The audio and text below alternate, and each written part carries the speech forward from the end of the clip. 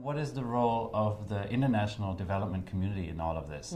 What you've been describing seems to be a lot on the shoulders of host governments. Well, I mean, it's the countries themselves, whether they're governments or insurers or other payers, that have to deliver health care in a country. So what's the role of an external funder in this space? So far in the past, external funders have had the role of funding very specific cost-effective products, vaccines, antiretroviral treatment, right? That's where the bulk of our spending goes today. So the question is, how can we transfer that money and those inputs in a way that encourages efficiency and effectiveness in the delivery of those products? And I think that's the role that the international community has to think about for themselves.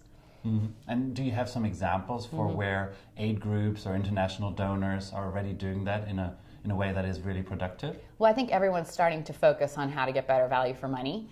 At the Center for Global Development, we've done some work specifically focused on the Global Fund for AIDS, tuberculosis, and malaria, looking at what kinds of incentives their old grant agreements created and how those could be enhanced in order to improve results.